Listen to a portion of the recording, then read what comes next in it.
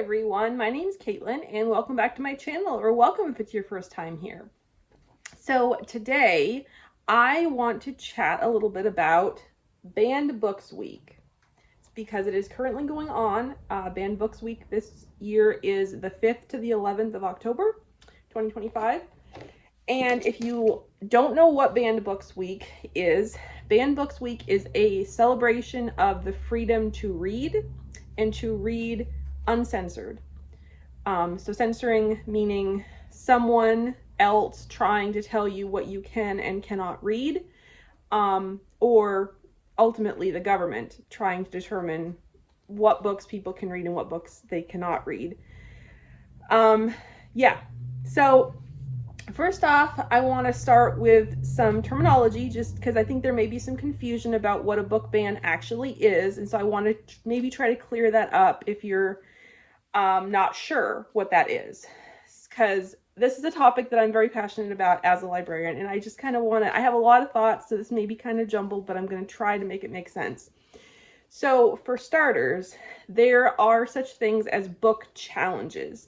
So a book challenge is when an individual or an organization challenges a book and says, I want this book to be removed from library shelves because I consider the content to be inappropriate or offensive or dangerous, or, and fill in the blank, any other term that they, for whatever reason, they are objecting to it. So challenging a book is the request being made to remove the material based on this reason that I am giving, that I object to this material.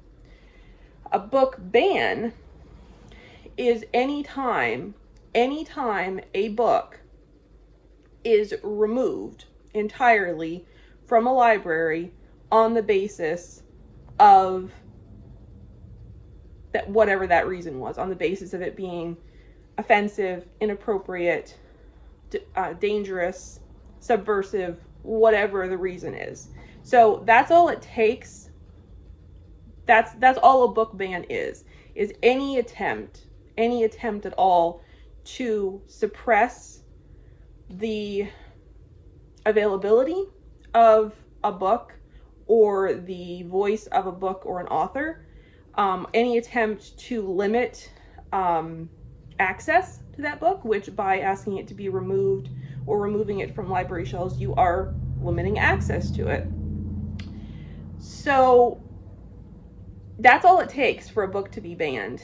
I think sometimes there's this idea that a book ban means that there's this like master list of books that are not allowed anywhere, and it has to be this like nationwide thing that these books cannot exist anywhere in order for it to be a book ban. But it's not. It's truly as simple as that. It's truly as simple as books being removed from library shelves on the grounds and not replaced, removed entirely on the grounds of someone having an issue with the content. That's what censorship is. That's what book bans are. So now that we've got that out of the way, I just wanted to share my feelings about libraries. Libraries are very special places, as I'm sure as book lovers we all know that. But libraries are more than just amazing spaces to be, not only do they offer amazing services to anyone who needs them, but libraries are one of the few places that still exist in America today where everyone is welcome. Everyone. Every single person is welcome. There is no favoritism shown. Everyone is welcome. You can get access to books and materials, whatever you need. We will try to help you find it for free. That doesn't exist anywhere else.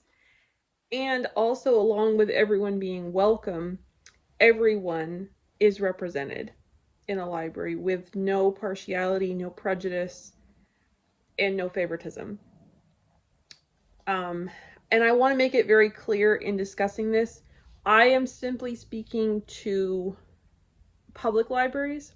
I'm not talking about school libraries here, because school libraries are a completely different animal that I have no personal experience with. So I am only speaking to public libraries. So keep that in mind.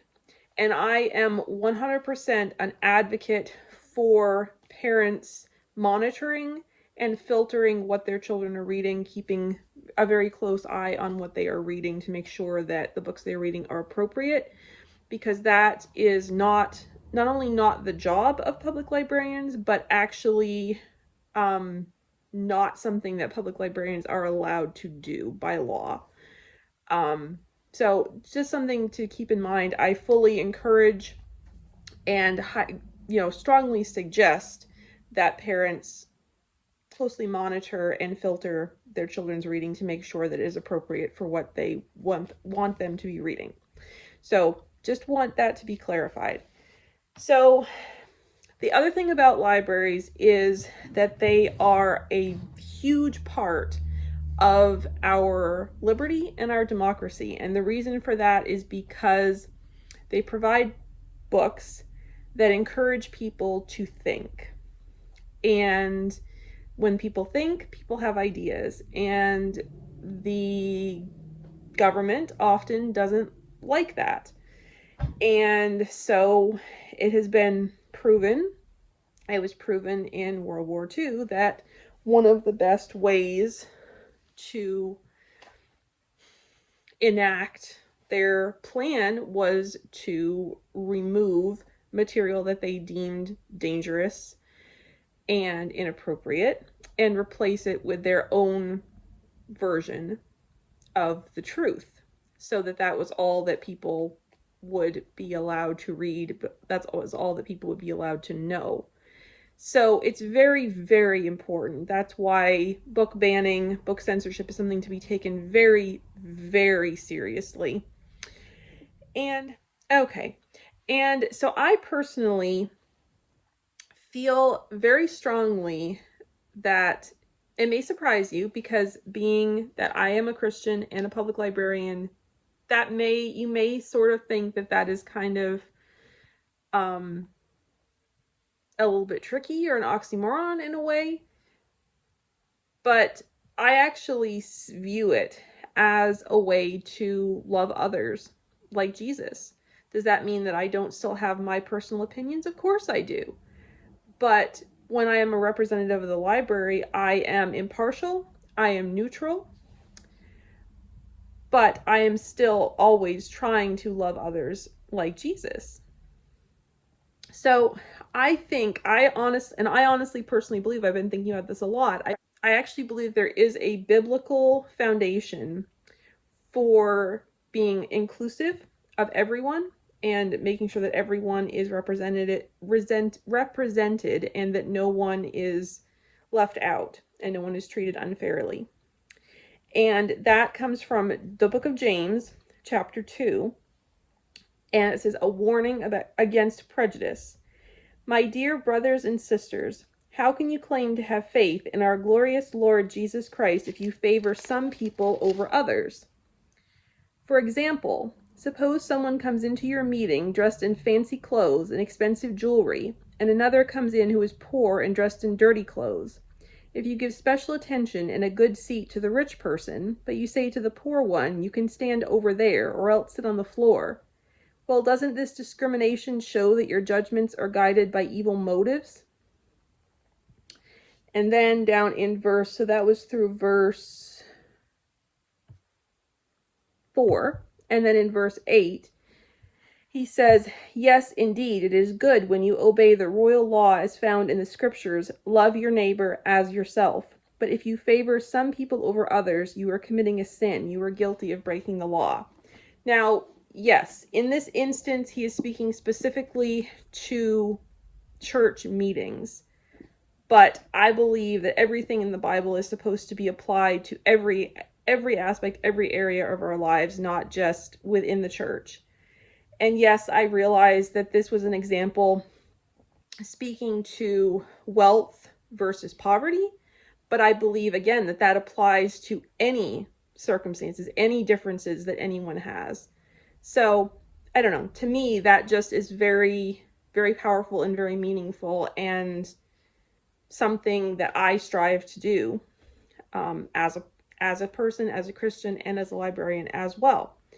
So I wanted to kind of go over book bans and the freedom to read and everything just a little bit more, and kind of to help me articulate my thoughts a bit better than I can do on my own. I'm going to read some excerpts from a document put out by the American Library Association, so ALA, that is called the Freedom to Read Statement. And it will be linked down below, and I highly, highly suggest that you check it out because it is a wonderful, wonderful document. It was originally written in 1953, so at the height of McCarthyism, and has been updated to contain modern language since then, but is still very much intact to the original content of the original document is still very much the same, and it's every bit as relevant, perhaps even more relevant now than it is. So I just wanted to read some parts from this.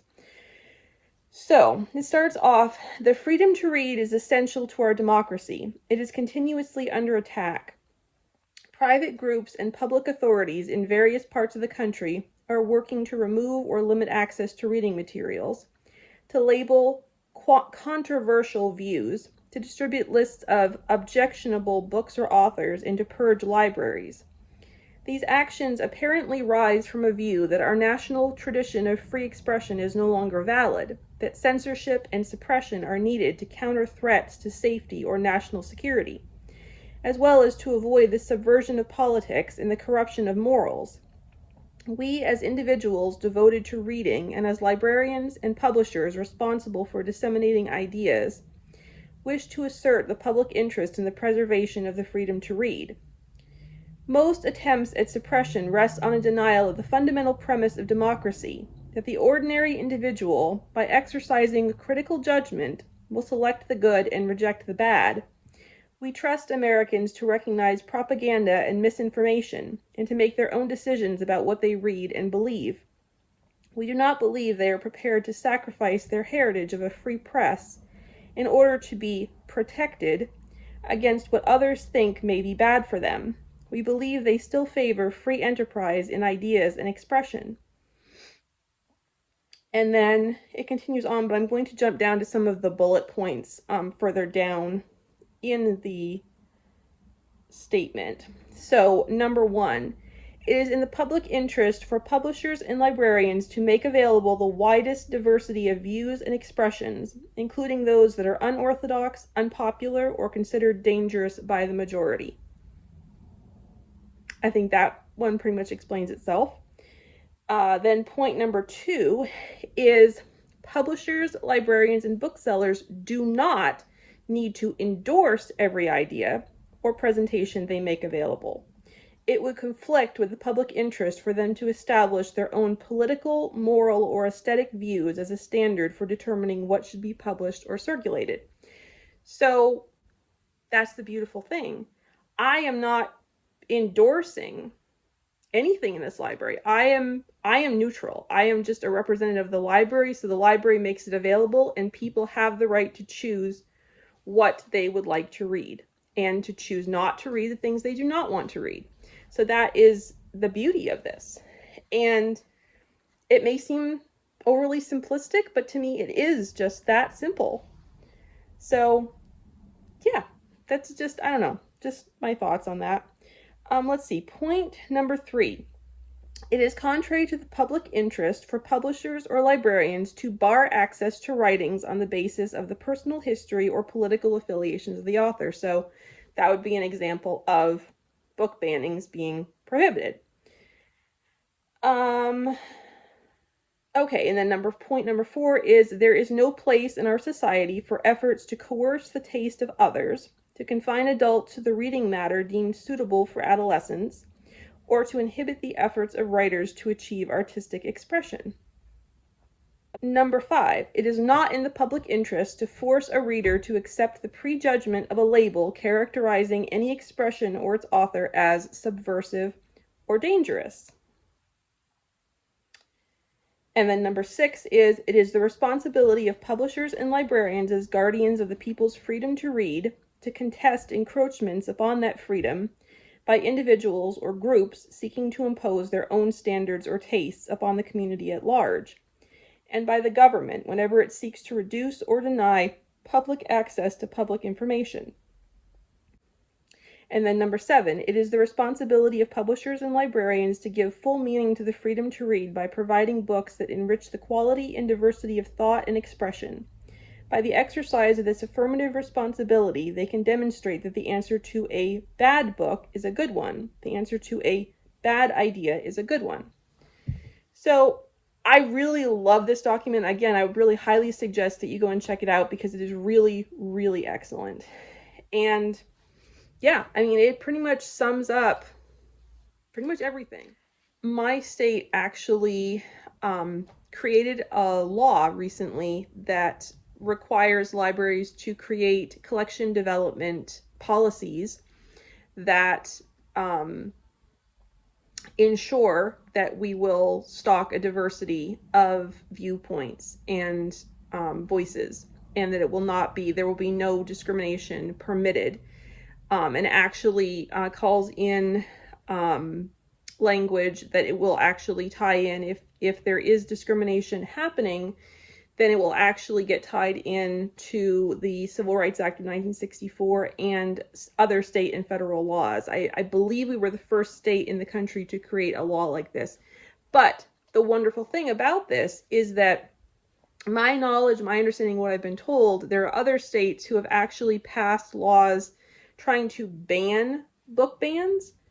But my state actually does believe that people do have the right to due process. They do have the right to contest things. They do have the right to make their opinion known.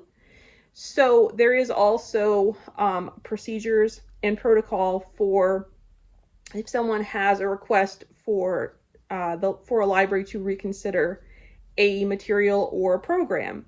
And there is a form and there is a whole process for that. And I really love that because I feel like that is the way it should be. That is absolutely the way it should be. Now, is it very likely that those materials will continue to be on the shelves because it would be discrimination for us to remove them from the shelves? Yes, that's very likely. But people still have the right, it's not taking away anyone's right to request for the material to be reconsidered as well. So I just really think that it's really, really great and really much fulfills, the best of both worlds.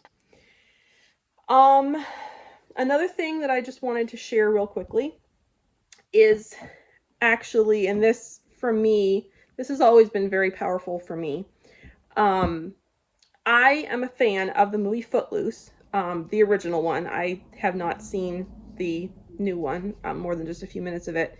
But my favorite character in Footloose is actually Ariel's dad, the minister. Yes, he's got issues and he's very mean sometimes. He's very hypocritical. If you don't know the story, it's about this young man named Ren who moves to a town in the Midwest where dancing is illegal. And he is a dancer and a gymnast.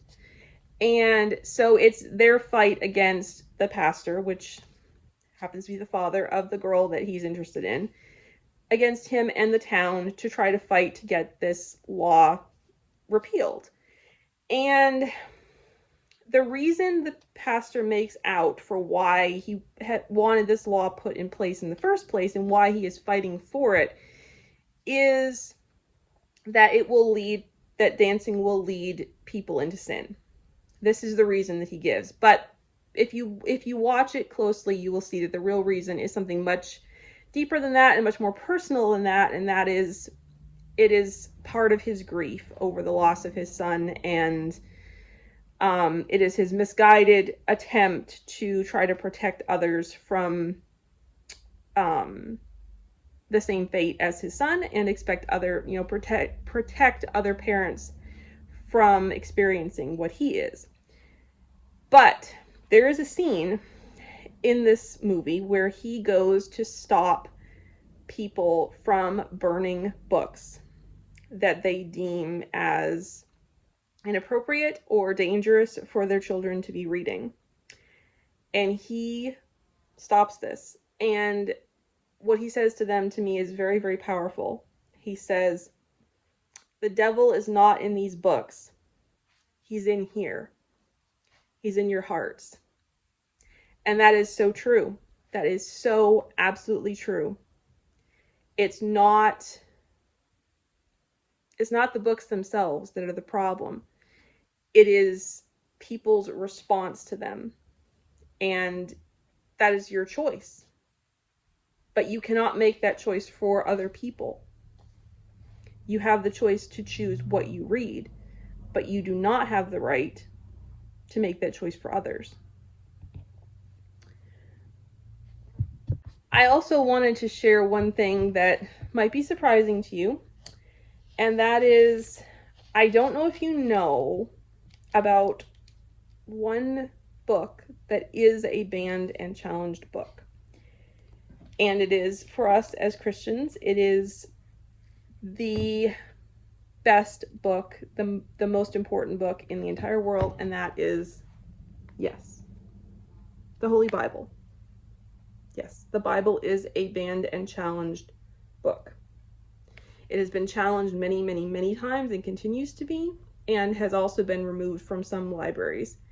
And I will leave in the description down below some of the ridiculous reasons that have been given for why the Bible should be banned. Some of them will probably surprise you.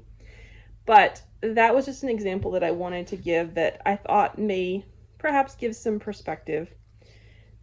So, yeah, that's pretty much all I wanted to say in this video. So, yeah, I hope that you will check out your local library and check out bannedbooksweek.org, because there are lots of great resources and definitely lots of books that have been banned or challenged. So yeah, I would suggest again heading to your library, because more than likely they will have a Banned Books Week display set up. So yeah, go be a rebel and try a banned book. You just might find a new favorite. So thank you all so much for watching, and I hope you have a great day. Bye.